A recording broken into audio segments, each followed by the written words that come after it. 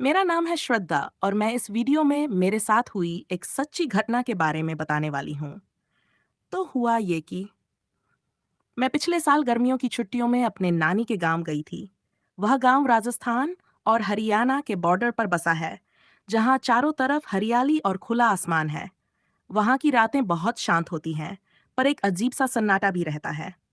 एक रात मैं और मेरी बहन छत पर सो रहे थे।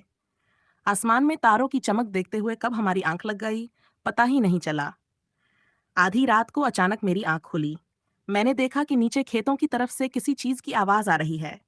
मैंने सोचा शायद कोई जानवर होगा, लेकिन फिर मैंने ध्यान से देखा।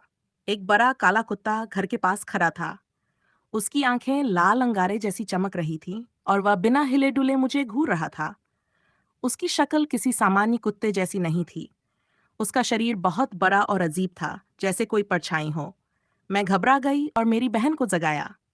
देखो, वो क्या है? मैंने धीमी आवाज में कहा। मेरी बहन ने जैसे ही उस कुत्ते को देखा, उसकी भी हालत खराब हो गई। हम दोनों धीरे धीरे छत से नीचे जाने की कोशिश करने लगे। तभी वह कुत्ता अचानक गुर्राने लगा। उसकी आवाज इतनी डरावनी थी कि हमारी टांगें कांपने लगीं। ऐसा लगा मानो वह हमारे मन की बातें सुन सकता हो। हम घर के अंदर भागे और दरवाजा बंद कर लिया, लेकिन वो कुत्ता वहीं बाहर था। उसकी गुर्राहट की आवाज अब और तेज हो गई थी। घर के बड़े बुजुर्गों ने कहा, ये कोई साधारण कुत्ता नहीं है। इसे गांव के लोग काला साया कहते हैं। ये सिर्फ उन लोगों को दिखाई देता है जिनके साथ कुछ बुरा होने वाला हो।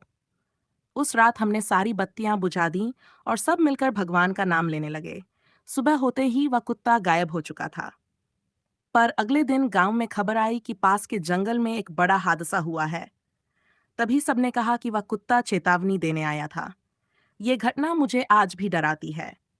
अब भी जब रात में अंधेरा होता है तो मुझे उसकी लाल आंखें याद आ जाती हैं।